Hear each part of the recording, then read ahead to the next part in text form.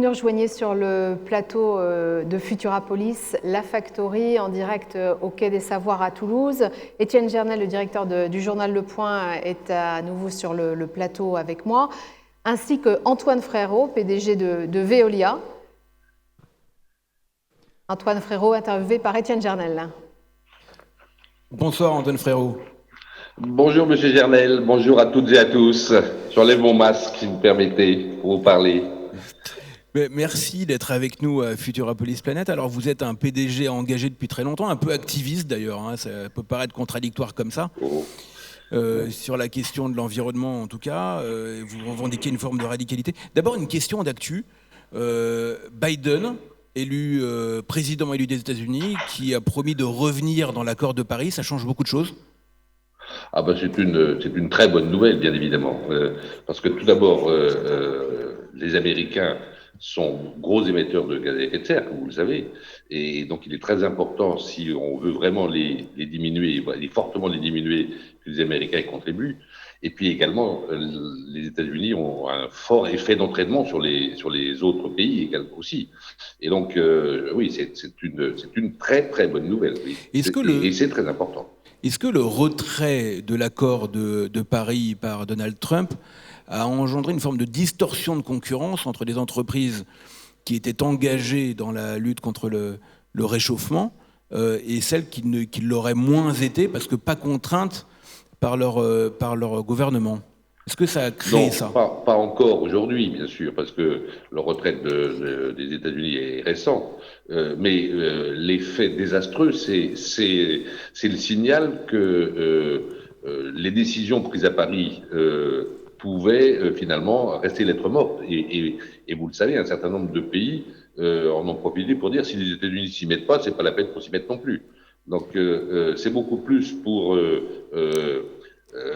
je dirais l'engagement de l'ensemble des nations du monde et le fait de pouvoir rentrer réellement dans la mise en œuvre de solutions que c'était dramatique.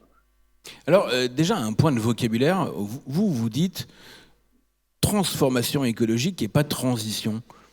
Mais oui. Pourquoi? C'est pour ça que je parle de votre côté activiste là. Vous avez le point levé en ce moment, vous dites faut changer. Non, mais si vous voulez une transition, ça peut être également une chose subie. Alors que une transformation, ça peut pas être subi, c'est nécessairement voulu.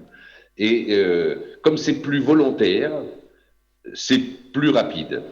Et dans ce domaine, dans ce problème de l'écologie, on peut pas se permettre la lenteur. On est dans un moment de l'urgence pour au moins deux raisons. D'abord parce que les problèmes s'aggravent. Ils s'aggravent parce que, vous le savez, les émissions ne diminuent pas, voire augmentent.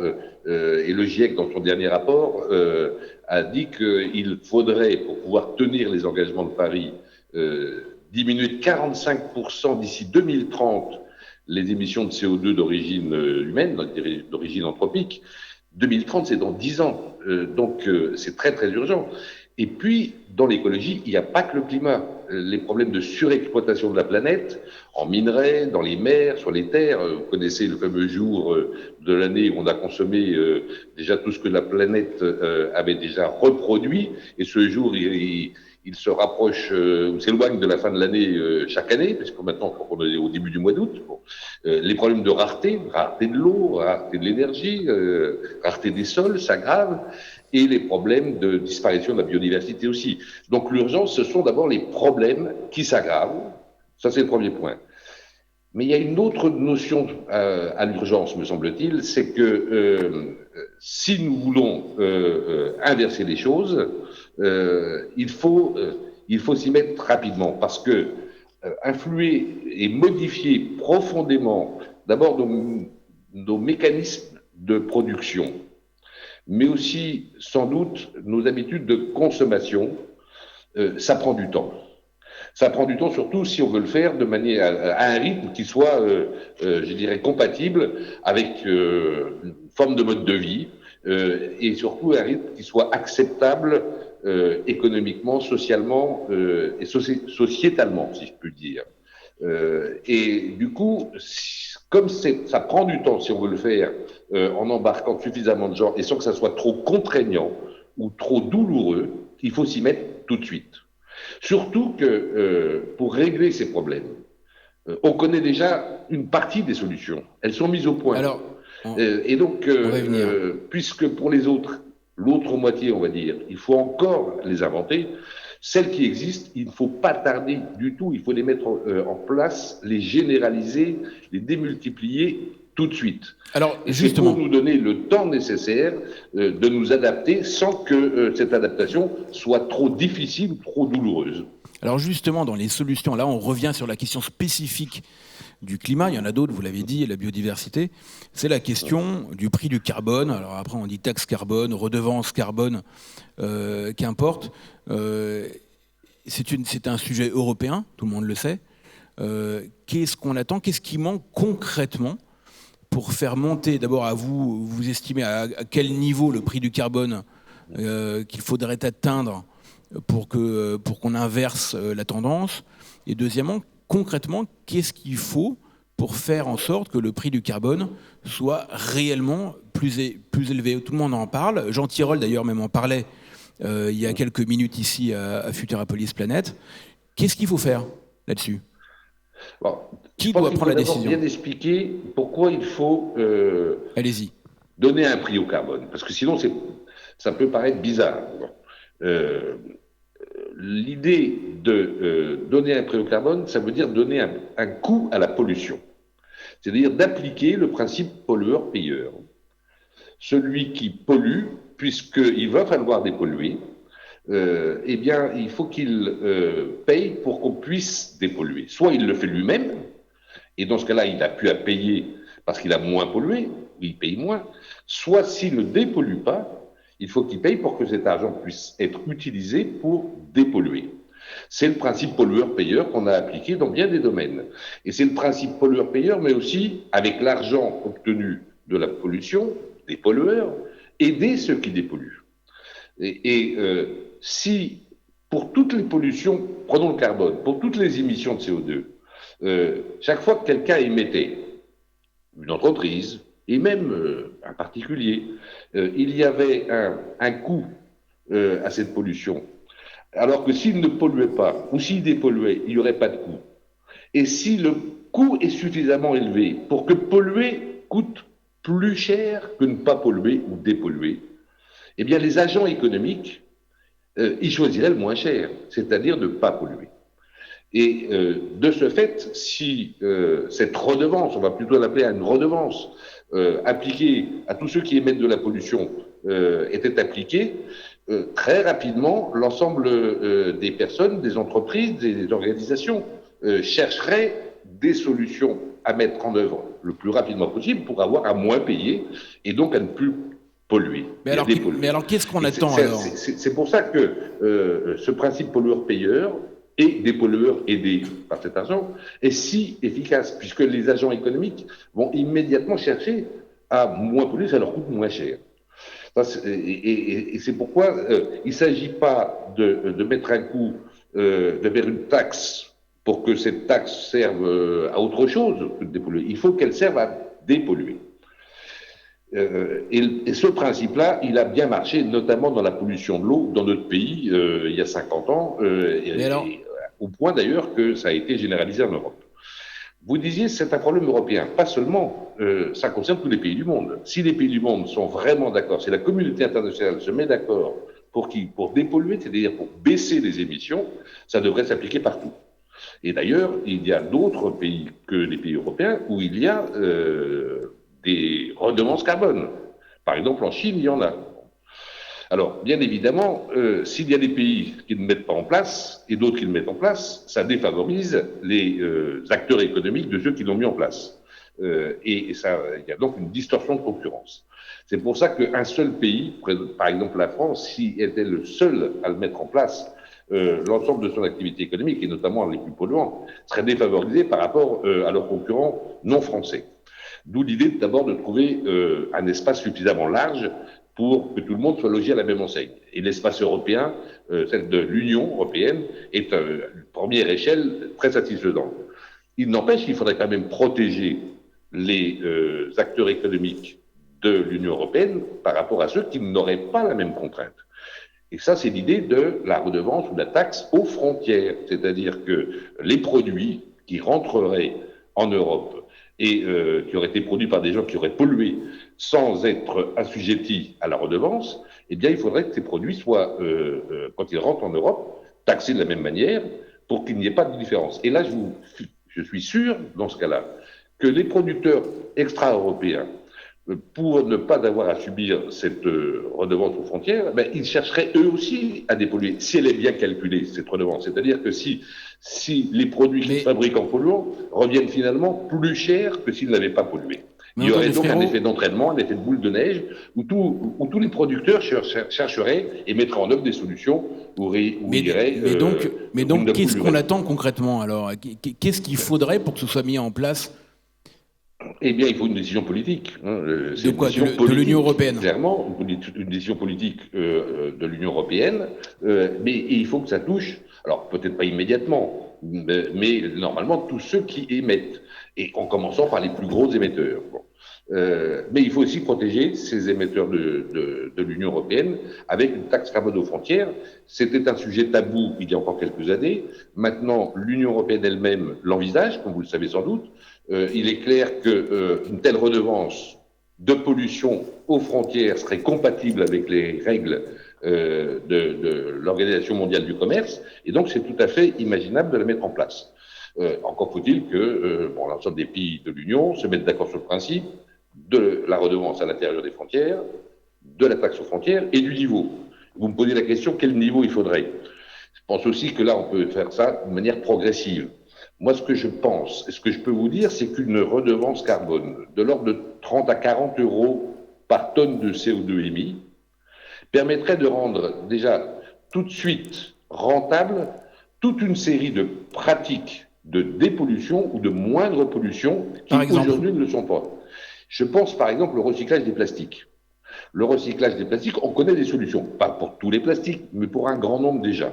Le problème, c'est que le plastique recyclé et réutilisé par ceux qui utilisent du plastique, aujourd'hui, est encore plus cher que le plastique vierge fabriqué classiquement. Avec 30 à 40 euros, on rendrait immédiatement les technologies de recyclage des plastiques rentables parce que le plastique recyclé coûterait moins cher que le plastique classique. Le recyclage du plastique, ça fait économiser énormément de CO2. Il faut savoir qu'une petite bouteille d'eau en PET, le plastique qui sert à faire les bouteilles d'eau, si vous la fabriquez avec du plastique recyclé, c'est 70% de moins d'émissions de gaz à effet de serre que quand vous le fabriquez avec des produits pétroliers. Et cette réduction elle est encore plus importante lorsque vous recyclez des métaux, par exemple. Et donc, voilà un exemple. À 30 à 40 euros, eh bien, très rapidement, me semble-t-il, c'est du plastique recyclé au maximum que les utilisateurs utiliseraient. Et pour vous, par exemple, pour Veolia, un tel prix du carbone, ça changerait quoi concrètement dans votre entreprise? Quel choix différent feriez-vous avec un prix du carbone à 40 euros la tonne? Alors, ça changerait deux choses. D'abord, en tant qu'émetteurs nous-mêmes de CO2, parce que en travaillant, nous émettons du CO2, bien évidemment. Ça, par exemple, accélérerait très certainement notre virage vers des véhicules totalement électriques. Bon. Dans nos métiers de service, pour l'eau, pour les déchets, pour l'énergie, on utilise beaucoup de véhicules, des camions et des tas de choses comme ça. C'est sûr que on utiliserait tout de suite des véhicules électriques dès lors que ça nous reviendrait moins cher que des véhicules thermiques, par exemple. Et puis également, on utilise beaucoup d'électricité pour gérer l'eau, les réseaux d'eau potable, les stations d'épuration. On mettrait en œuvre des techniques qui sont aujourd'hui plus coûteuses pour produire cette électricité dont on a besoin, mais qui, avec une taxe carbone, serait moins chère que d'utiliser de l'énergie qui parfois est d'origine thermique. Ça, c'est donc pour nos propres process. Mais comme nous sommes un spécialiste des métiers de l'environnement, ça doperait également notre croissance. Parce que, par exemple, nous avons inventé toute une série de technologies de recyclage du plastique que j'évoquais il y a quelques minutes. Aujourd'hui, notre facteur limitant, c'est les clients pour notre plastique recyclé, qui est un peu plus cher souvent que le plastique vierge. Si jamais ce n'était pas le cas, on pourrait démultiplier et multiplier le nombre d'usines de production de recyclage de plastique, par exemple. Et ça serait vrai pour les autres matériaux. Prenez les batteries électriques, par exemple, ou les piles. Nous avons construit une première usine au monde de recyclage des batteries électriques en Moselle, en France, à Dieuze. Une première petite usine.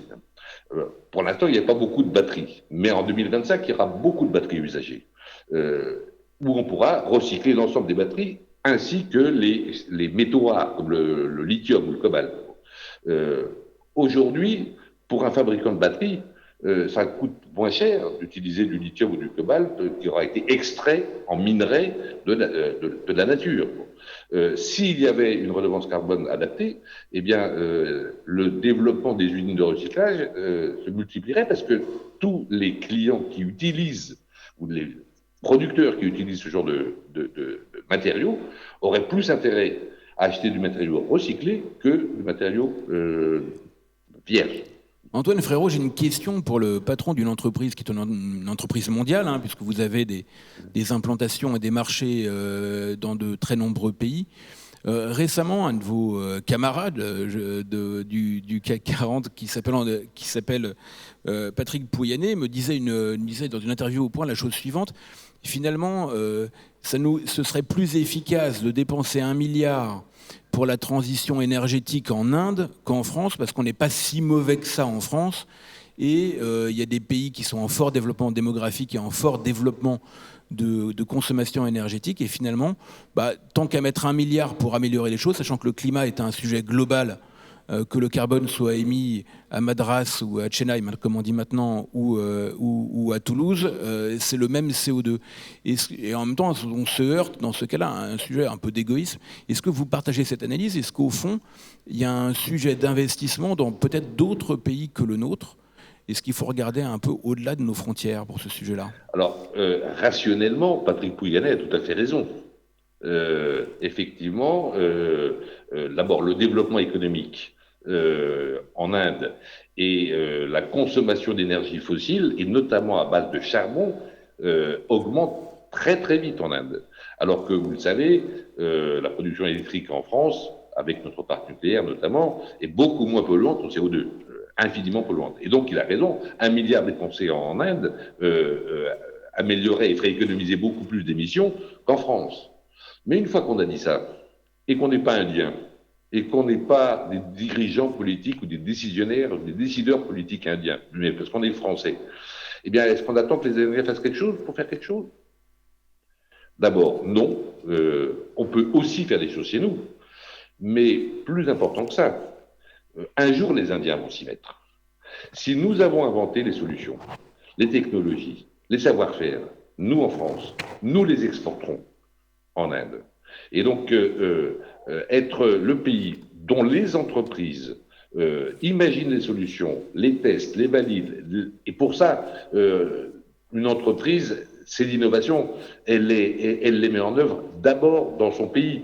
J'ai parlé de la première usine de recyclage des batteries, c'est en Moselle que nous avons mis en place. Nous avons aussi construit la première usine au monde de recyclage des panneaux photovoltaïques. C'est une petite usine encore, mais c'est à Rousset, en Provence, qu'on l'a mis en œuvre. Donc, si on inventait en France, pour nos clients français ou pour les acteurs français, les solutions, on les mettrait d'abord en œuvre en France, mais on serait idéalement placé pour ensuite les exporter ailleurs. Et de toute façon, si ce n'est pas nous qui les inventons, d'autres vont les inventer. Et ce seront d'autres qui les exporteront. Ce qui s'est passé sur les batteries électriques, des batteries des véhicules électriques, on voit bien, ça nous a échappé. Le recyclage de ces batteries peut pas nous échapper. Et donc, on a tout intérêt à le faire aussi chez nous. D'abord, parce que c'est pas parce que les autres ne font pas assez qu'on ne doit pas faire aussi. Et surtout, ça nous rendra service, parce que ça sera du développement économique. Il faut savoir que ces métiers de la transformation écologique, ils créent des emplois. Recycler un déchet, c'est 6 à 10 fois plus d'emplois que de l'enfouir dans un trou ou de l'incinérer. Et donc, c'est également un développement économique, parce que je pense que ces solutions, elles vont nécessairement se développer à un rythme peut-être trop lent, mais nécessairement partout. Ils nous seront bien placés, nos entreprises françaises, dans ce cas-là, seront bien placées pour exporter ces savoir-faire. Antoine Frérot, vous avez de manière répétée dit que il faut passer à un capitalisme qui n'est pas seulement actionnarial. Première question, qu'en pensent vos actionnaires?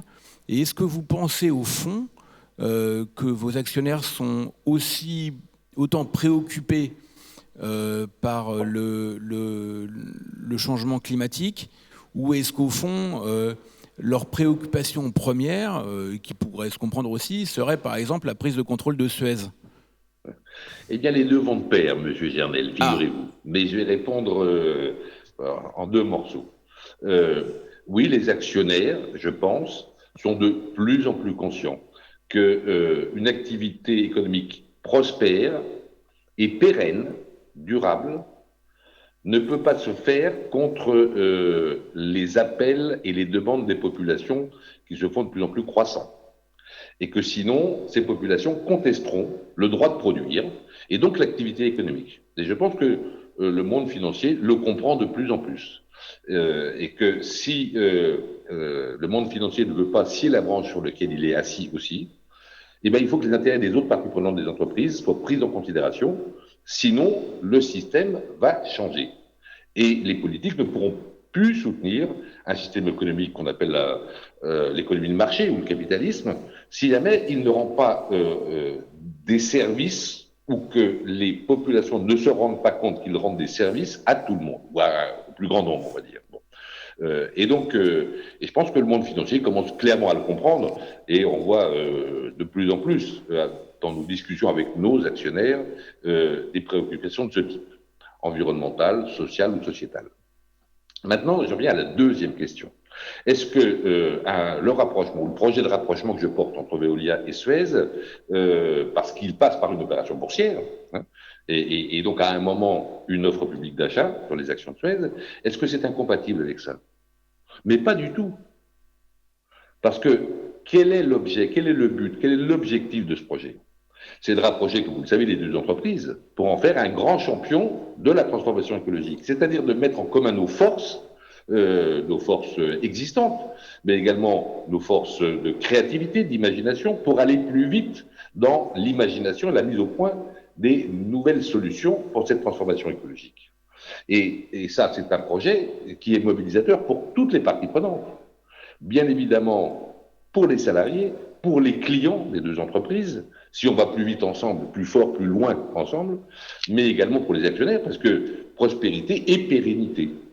Et c'est également un projet qui est dans l'intérêt de notre pays, puisque c'est en France qu'on aura ce grand champion, et que si, comme Suez est en vente, a été mis en vente par son actionnaire principal, eh bien, la question qui se pose, c'est qui va le racheter. Et si c'est Veolia, au moins, ça restera français, tout restera français, et dans le cadre d'un projet industriel ambitieux et mobilisateur. Et ceci est compatible avec cette idée que l'ensemble des parties prenantes, des acteurs ou des gens qui s'engagent dans l'entreprise, qu'il s'agisse des actionnaires, des salariés, des clients, mais aussi des fournisseurs, des territoires sur lesquels les entreprises sont implantées, des générations futures, parce que une grande entreprise, ça transcende les générations. Tout cela, y trouveront leur compte. C'est pourquoi ce projet de rapprochement, je maintiens qu'il est dans l'intérêt de toutes nos parties prenantes dans cette vision élargie de l'entreprise. Antoine Frérot, dernière question. Là, nous parlons de deux très grandes entreprises, et peut-être d'une encore plus grande. Il y a un sujet qui est d'actualité avec la pandémie, c'est les PME.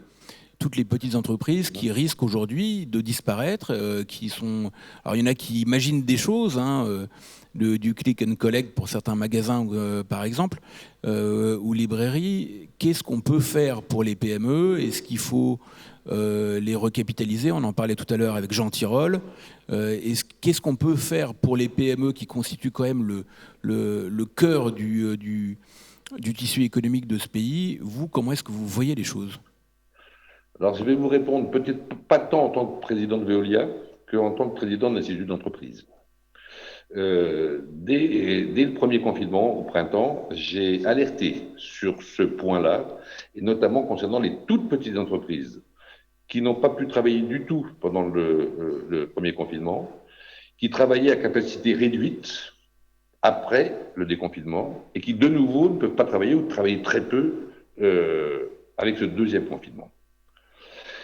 Ces petites entreprises ne tiendront pas si on ne les aide pas massivement.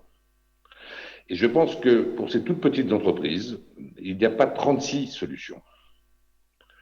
Il faut que le pays, la nation, accepte de compenser leurs pertes. On a beaucoup aidé les entreprises. Donc de la recapitalisation et pas des prêts. Avec les salaires. Mais c'est sur les frais fixes qu'il faut les aider. L'Allemagne a fait moins pour soutenir les salaires dans son pays avec la crise, mais elle a, en revanche, fait plus pour compenser les frais fixes de petites entreprises. Et donc, je pense que les conséquences de l'arrêt, de la faillite des toutes petites entreprises qui n'ont très peu travaillé depuis le premier confinement, les conséquences en emploi, mais aussi les conséquences en désespérance, parce que c'est généralement des entreprises familiales.